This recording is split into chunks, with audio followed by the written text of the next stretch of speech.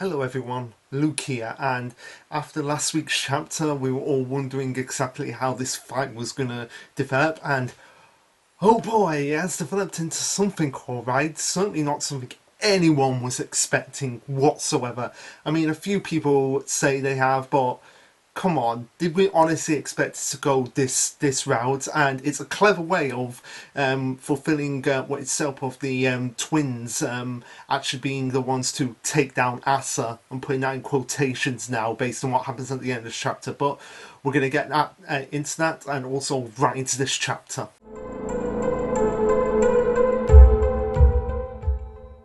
Okay, so this is chapter 244.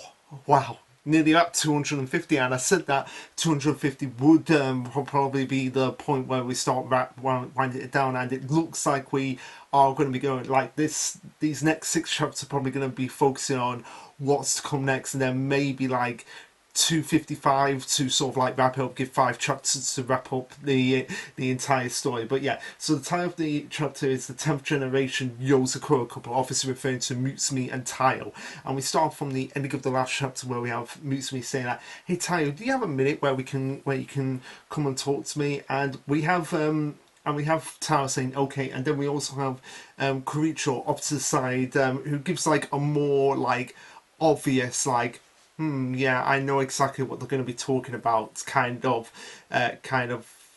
look that he has, and it's not for the reasons that we thought it was going to be. It's for like more serious reasons. So like this is actually a serious talk that they really need to consider, and based on what the plan is, what the overarching plan is for the actual series, for the actual fights that's going to be occurring right now in the manga in the present day. Yeah, I can see why Koricho will be like, okay, yeah, I need to let them have this moment between each other. So as Tayo and Mutsumi start to begin their talk, you see Mutsumi with just like the really pouty but like really angry face. So you know the ones where they're just like, and you see like the shades just getting in the face of just being like, I'm angry right now.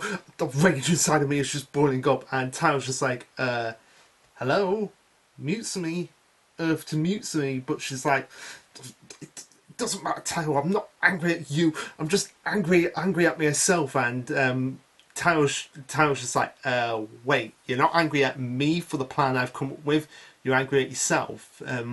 Want to care to elaborate? And elaborate she does. She goes on and said, as we get a flashback within a flashback to the moment where they were like, okay, the battle plan we've all discussed and agreed on, I understand the logic behind it, it makes sense, I fully believe in it, but despite all of that, all my heart seems to say to me is like, look, you're putting your husband in danger here, and it just absolutely terrifies me. Which, yeah, you can understand, like, tells the husband that has always stuck by Mutsumi no matter what, like, beginning of the series when he was like, I'm going to sacrifice my feelings for how I feel right now and join this family in order to protect Mutsumi so that she can actually have a decent life away from Koricho's like corruptive influence. And now that he's the father of their children, that's just amplifying her stress even more, of the fact that she hates this whole idea of what they're going to be doing and what the actual plan is for Asa.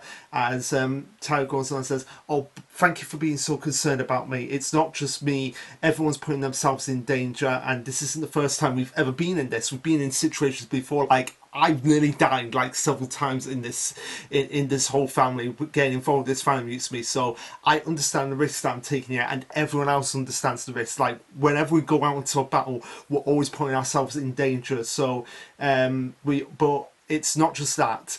Every time we've always been in that situation, we've always come together as a family and we've been able to overcome it. And Mutsumi, as Tayo was saying this, is like, no Tayo, you're not getting it. This is different from before.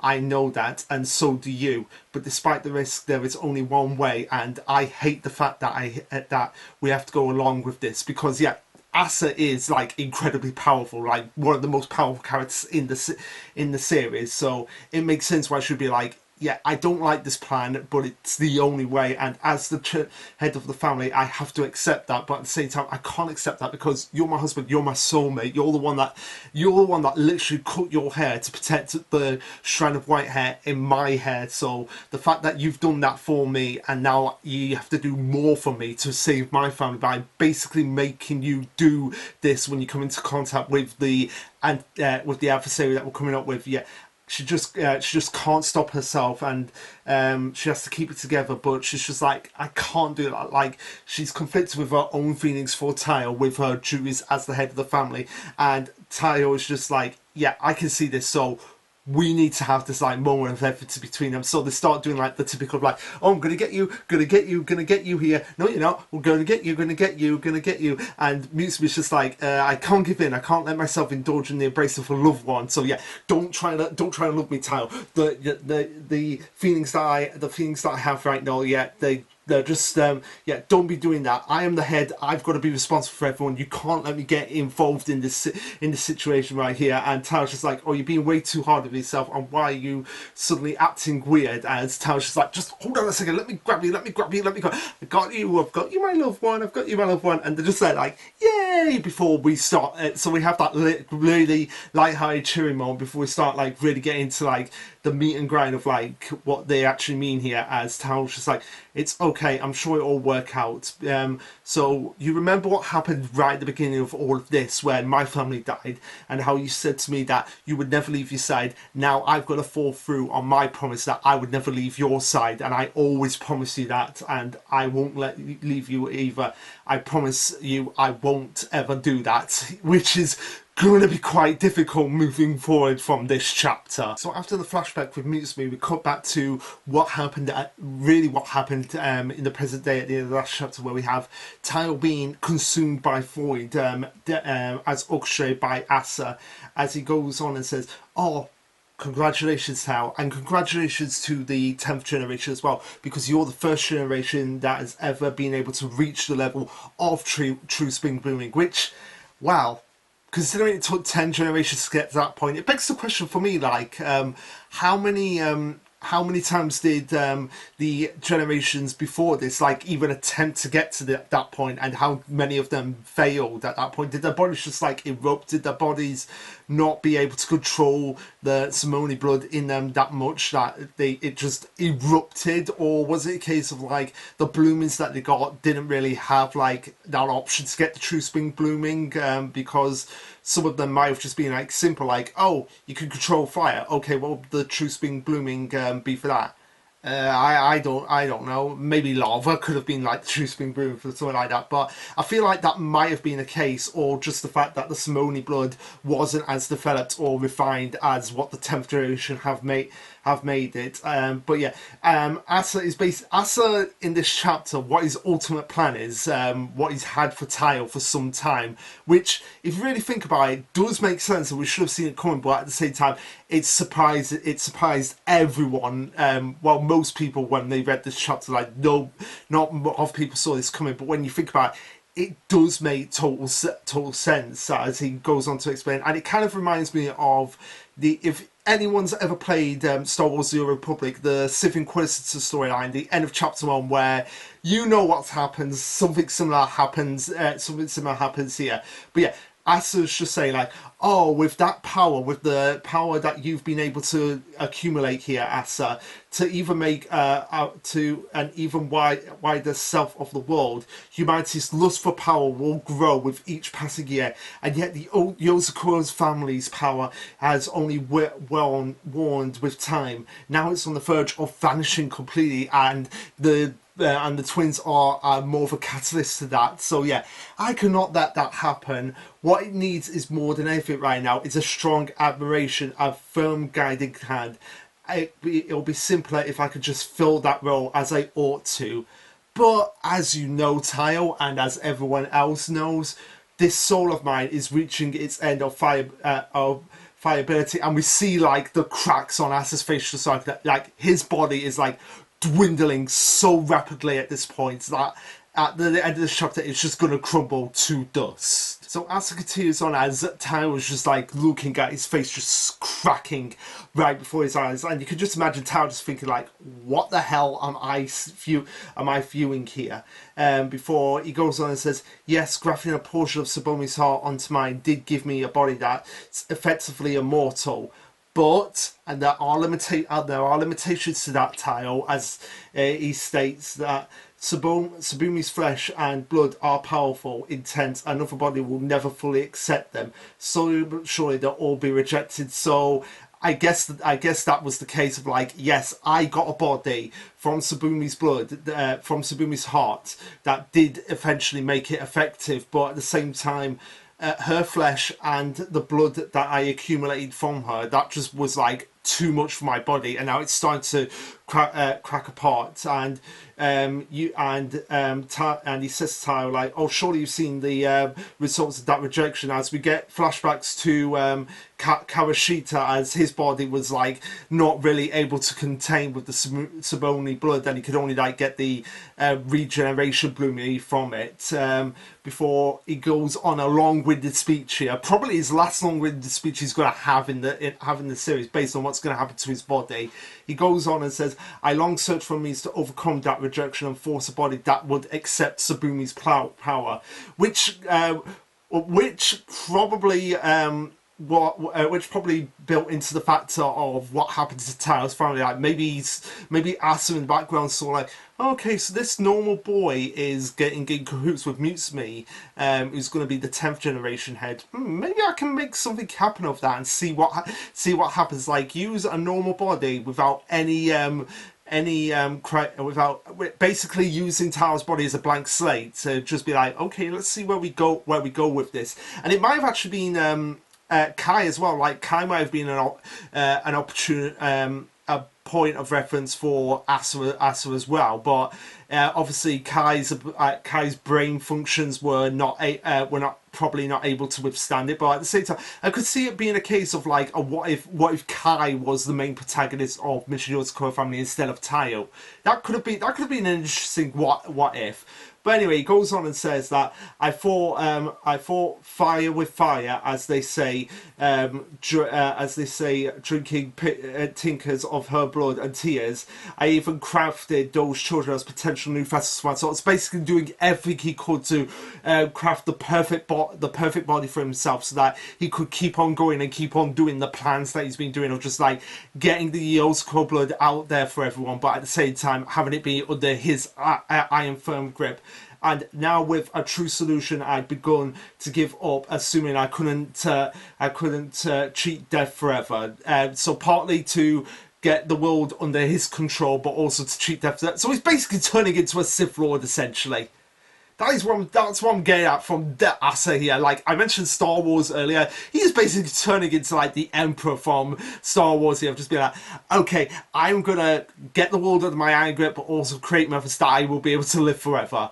So yeah, he's basically becoming the Emperor, Voldemort, all the like dictator evil people of just like, I want to live forever. I want to carry on with my plans forever and ever and have the world firmly in my grasp. So Asa continues on and says, but then that answer presented itself to me. It was held by a normal boy who happened to get invited into the Yozakura family. So yeah, Asa, because we have flashbacks to because we have visions of Tao and Mitsumizu, yeah, he has to have been watching them all this time. And he says that answer presented itself to me. It was held by a normal boy. So yeah, the fact that he says that line, that's like, in my eyes, 100% confirmation that Asa orchestrated the fact that Tao would be indoctrinated into the Yozakura family, just to get to this moment for him.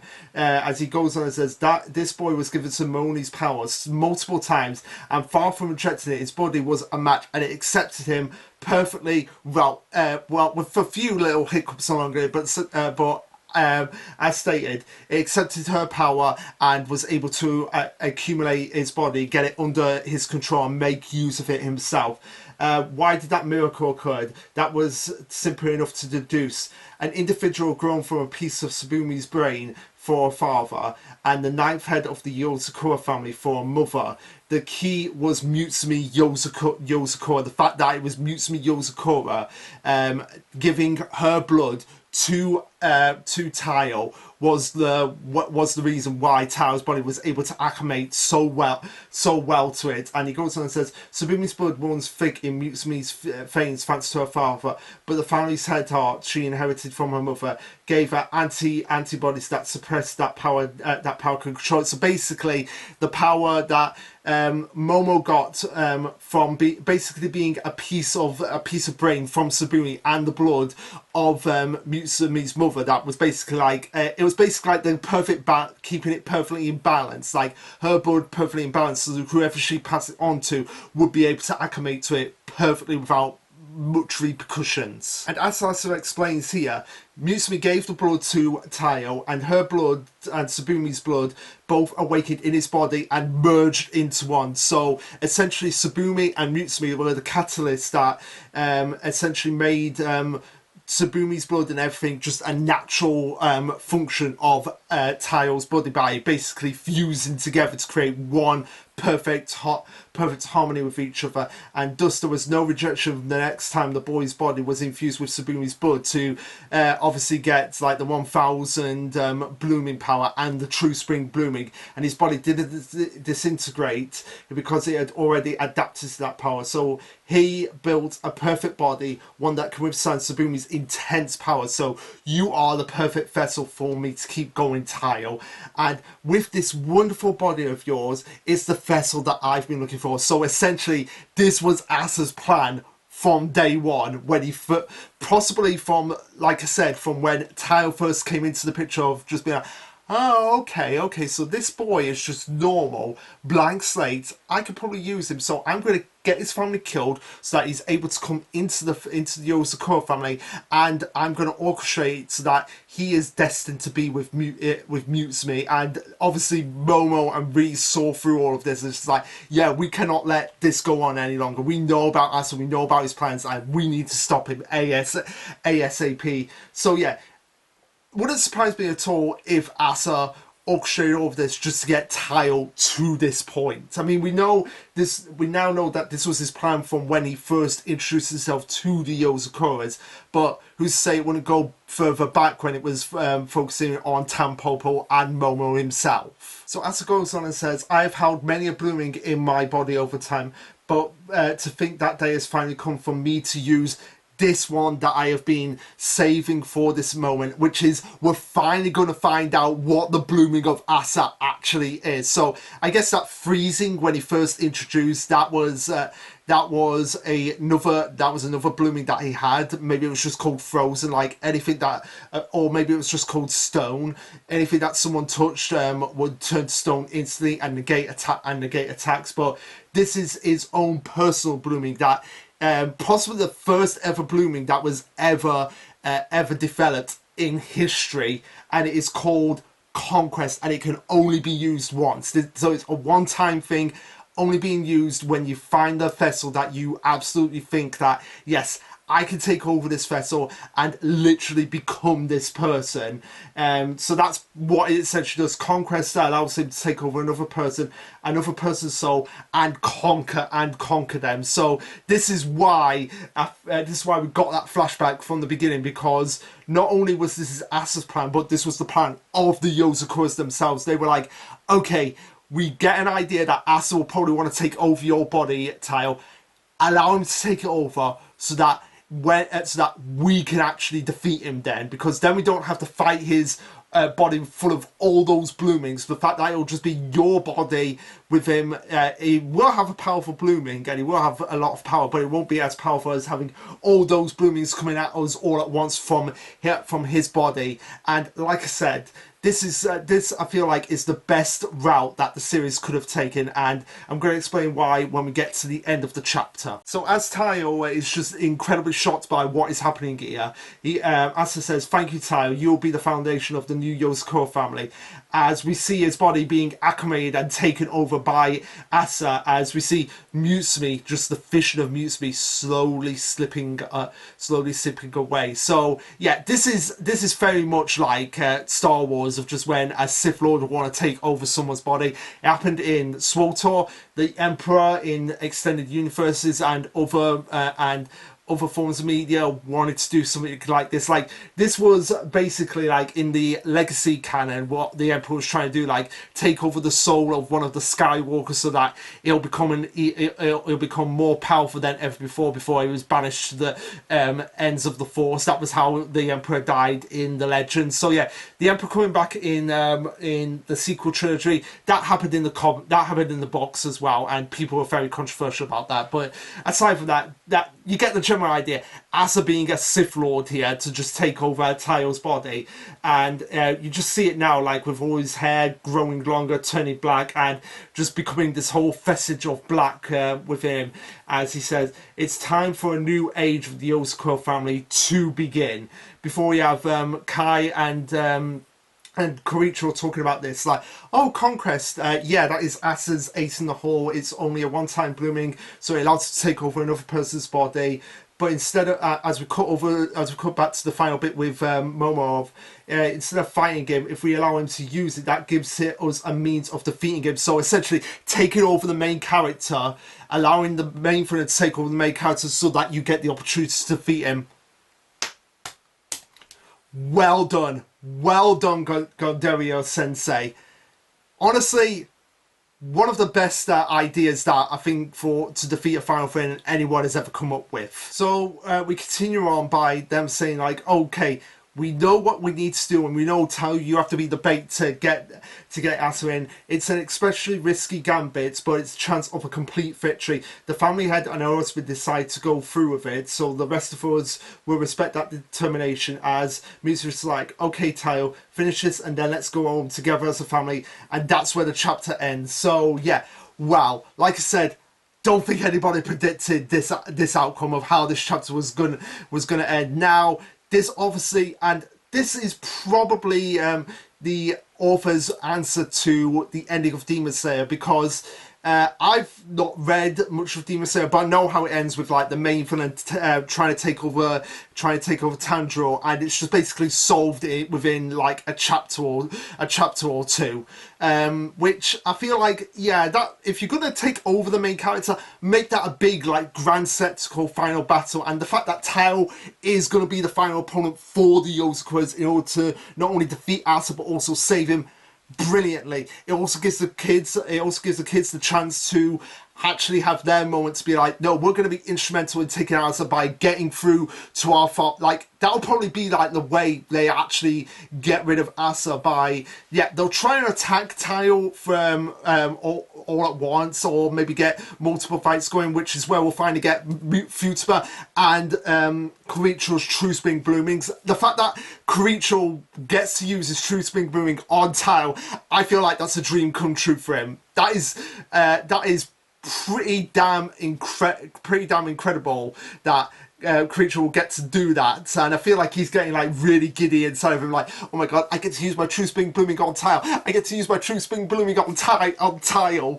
That's probably what's going through his mind right now. But at the same time, I feel like all of that will fail, all of that will like, fail, and really the power that will save Tao is the power of the family. Of just being like, we're not going to attack you, Tao, we're gonna get this force out of you as a family, and the kids are gonna be like the driving force that just basically pushes Asa out of him before he sprinkles into dust in the air. So yeah, not only does this work for the series, but it also works to, like, please the fans, because we'll obviously get Korichiro and Futaba's blooming, and we'll get the kids being like, we're going to save our father from this evil entity that has taken over his body, and also Mutsumi is going to be able to save him as well, and possibly I and Ayaka, like I especially will want to get her shot in there of being like, this guy took me in at my lowest point and made me a part of this family just as much as he was made a part of this family. I am so looking forward to that moment as well. And also, I feel like the first part of this is going to be like, Tao is not going to get through to them, and he's going to kidnap the kids and take them back to the Yozakura mansion. The final battle of this series, I would be so happy if it ends at the Yozakura mansion. I couldn't think of any other battleground that would be perfect. We start the series at the Yozakura mansion, we end it at the Yozakura family mansion. Perfect, full circle, wrapped in a neat little bow. And yeah, like I said, Asa taking over Tayo, basically making him the final opponent of the series. Brilliant, absolutely ingenious plan from Asa, taking the core concepts of Mission Yozakura family and twisting on its head by taking this evil ancestor that birthed the family and be like, oh, how appropriate would it be to crush you all with the power of your descendant through the person that you have brought into this family to consider as an official member of the Yozakura family. That is going to be the most twisted but brilliant way to end this series. But all those things I said before about the twins being the final crux that gets Asa out of Tayo, creature on Fruitibus blooming, even though I feel like that's a guarantee at this point. If that's things we'll just have to wait and see. But anyway, guys, what did you think of this chapter? Let me know, like, subscribe, comment, all that jazz. And this will be Lasherluke signing off. Later, guys.